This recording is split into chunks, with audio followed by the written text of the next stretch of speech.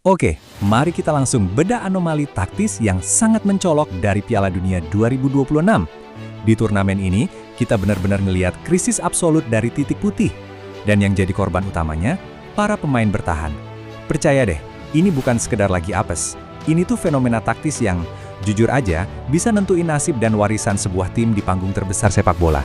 Coba bayangin tekanan luar biasa di lapangan saat itu.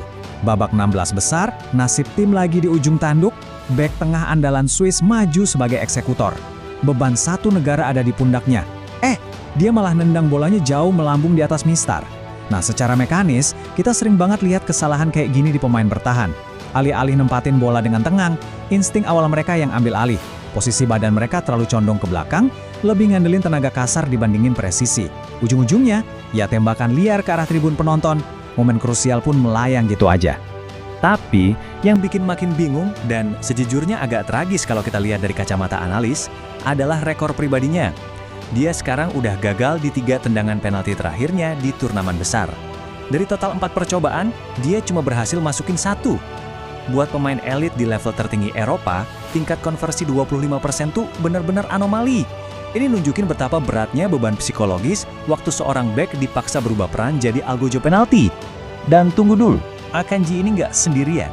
Coba lihat deretan bek tengah elit ini yang juga runtuh di bawah tekanan adu penalti global. Nama-nama besar ini kan raksasa fisik ya, pemimpin sejati di lini pertahanan klub mereka. Tapi, begitu dihadapin sama jarak 11 meter dari gawang, ketangguhan itu mendadak hilang. Ini bukan cuma kebetulan 1-2 pemain lagi sial. Enggak, ini udah jadi pola taktis nyata yang butuh penjelasan analitis.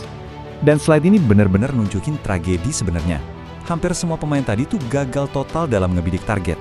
Ada perbedaan taktis yang lumayan besar antara penalti yang berhasil ditepis kiper sama penalti yang emang meleset sepenuhnya. Kalau bola kena mistar atau terbang jauh dari gawang, kiper lawan tuh bahkan nggak perlu capek-capek nembak arah. Kegagalan kayak gini murni karena eksekusinya buru-buru, postur badannya salah, dan mentalitasnya udah jatuh duluan sebelum kaki nyentuh bola. Jadi poin krusialnya ada di angka yang cukup bikin kaget ini, 45,4%. Ini tingkat konversi yang sangat menyedihkan buat bek tengah di turnamen 2026. Di level profesional, peluang 50-50 aja sering dianggap kayak lempar koin kan? Nah, 45,4% ini berarti peluang mereka buat nyetak gol justru lebih kecil daripada peluang gagalnya. Parahnya lagi, ini rekor paling rendah dibandingin semua posisi lain di lapangan. Jelas ini sinyal bahaya buat pelatih manapun waktu nyusun daftar penendang. Oke, sekarang kita tarik mundur dan lihat data yang lebih luas. Secara historis, di berbagai turnamen utama, masalah ini ternyata bukan hal baru. Pemain bertahan tuh emang konsisten punya tingkat konversi paling rendah dari semua pemain lapangan, mentok di angka 68,8%.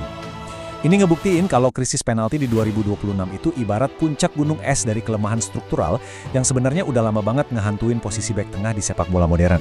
Sebagai analis taktik, lihat tren begini tuh bikin kita harus nanya hal yang agak sulit. Apa emang udah ada di DNA seorang bek buat jadi eksekutor penalti yang buruk?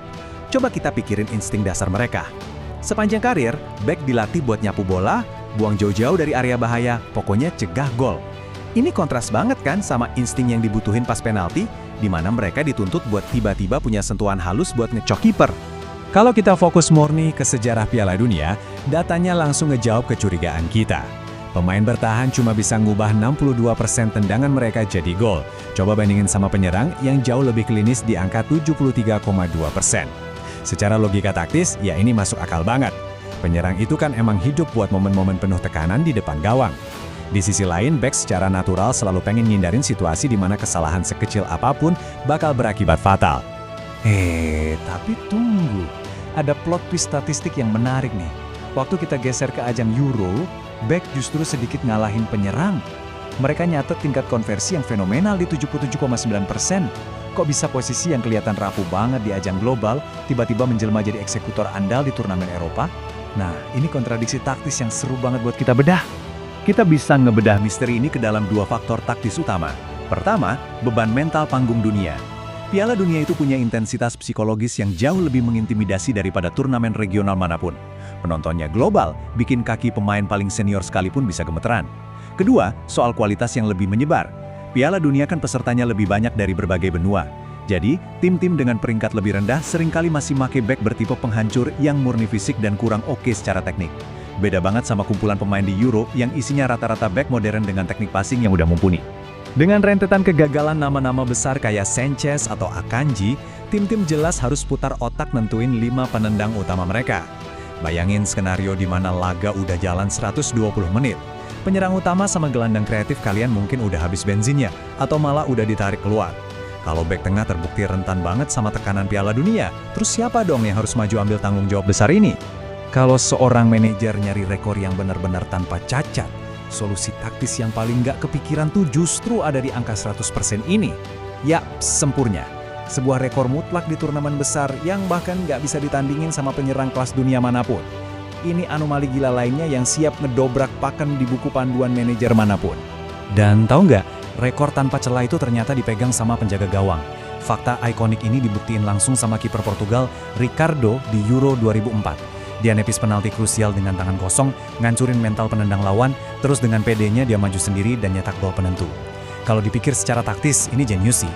Penjaga gawang tuh tahu persis jalan pikiran sesama penjaga gawang, mereka tahu kemana kiper lawan bakal lompat, mereka nggak punya beban ekspektasi sebesar striker, dan pastinya mereka bisa ngeeksekusi dengan ketenangan yang mematikan. Jadi, buat nutup sesi analisis ini, saya mau ninggalin satu pertandingan taktis yang cukup provokatif buat dipikirin. Ngelihat betapa suramnya data bek tengah, mekanika tendangan mereka yang sering meleset, plus tekanan luar biasa di panggung Piala Dunia, apakah udah saatnya manajer modern nurunin ego taktis mereka? Haruskah mereka nyoret bek tengah dari daftar Algojo dan malah ngasih panggung ke penjaga gawang buat ambil alih babak adu penalti? Silakan dipikirin, karena sepak bola modern itu selalu nuntut adaptasi. Yang gak mau berubah pasti ketinggalan. Oke, segitu dulu bedah taktik kita, sampai jumpa di analisis berikutnya.